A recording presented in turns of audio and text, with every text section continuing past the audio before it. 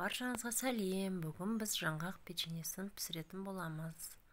Алдын ала ерген сары май, тұз, қопсытқыш, 2 тал жұмыртқа, қант, варенка, вареная сгущенка, ванилин, жаңғақ, алдын ала ситадан өткізілген ұн. Осылардың бәрін дайындап алдым. Енді ыдысқа 2 тал жұмыртқаны жарып, үстінен қантты қосып, араластырамыз. Араластыра отырып, қопсытқышты қосамыз, тұзды қосамыз, ванилинді қосамыз, ашып үстіне себеміз және араластырамыз. Араластыра отырып, сары майды үстіне құямыз. Осылай бәрін жақсылап араластырып аламыз. Енді үстіне аз-аздан ұнды қоса отырып, қамыр жасаймыз. Қамырымыз майлы болып келеді, әрі жұмсақ болады. Майлы болып келгендіктен қамырымыз қолға жабыспайды. Міне, енді осы қамырды пісіретін форманың көлеміне байланысты домалақтап шығамыз. Бәрін алдын ала мен домалақтап шықтым. Себебі пісіріп жатқан кезде үлгермей қаламыз. Сол үшін бәрін мен алдын ала домалақтап алдым. Сіздерде осылай жасасаңыздар болады. Міне, енді пісіреміз. Отқа газдың бетіне форманы қойып, сары маймен майлап шығамыз. Каналым ұнап жатса лайк, тіркелу, қоңырау басуды ұмытпаңыздар. Асты-үсті майлап алдым.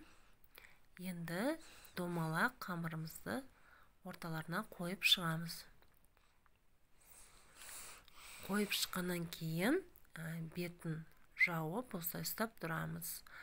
Егерде жаңағы домалақтаған формамыз үлкен болса, қамыр кішкене үстеріне жан-жағына жайылып шығады.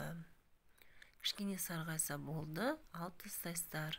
Менде бірінші пісіргенім осылай болып шықты. Шет-шеттеріне шығып кетті қамыр. Қалғандарын мен кішкенеден азайтып домалақтап алдым. Пісіреміз. Осылай шет-шеттеріне шығып кетсе, қолмен кішкене алып тастаймыз. Қалған жерлерін кейін пышақпен кесіп алып тастаймыз. Кішкене сарғайса болды, алып тастаймыз. Келесін қоямыз. Осылай күйдіріп алмай пісіріп шығамыз. Міне дайын болды. Көрсетейін дегенім, міне шетіне шығып кеткен қамырды осылай пышақпен кесіп алып тастаймыз, сындырып алмай. Бірдей форма болу үшін. Міне дайын, міне біздің жаңғағымыздың сырты. Енді қоспасын дайындаймыз. Блендерға жаңғақты салып, кішкене майдалап алдым. Қатты емес, орташа етіп майдалап алдым. Енді ыдысқа салам. Үстіне варенканы қосам. Араластырам. Және жаңағы жаңғақтың шет-шетіндегі артық піскен қамырларды майдаланып қалған. Осының үстіне қосам. Осылай қоссаңыздар да болады. Бәрін жақсылап бір келкі етіп араластырып шығамыз. Қоспамыз дайын. Енді жаңғақтың біреуін аламыз. Ортасына қоспаны саламыз. Екінші жағын аламыз. Ортасына саламыз. Осылай жабыстырамыз бір-біріне. Міне жаңғақтың түрі болып шықты. Көлемі де, пішіні де. Бәрін осылай бір келкі етіп жабыстырып шығамыз. Әдемі болып шықты. Жаңғақ печенеміз дайын осылай. Дайын болды. Енді әсемдік үшін мен бетіне қант ұнтағын сеуіп шықтым. Ас болсын, дайындап көріңіздер, өте дәмді.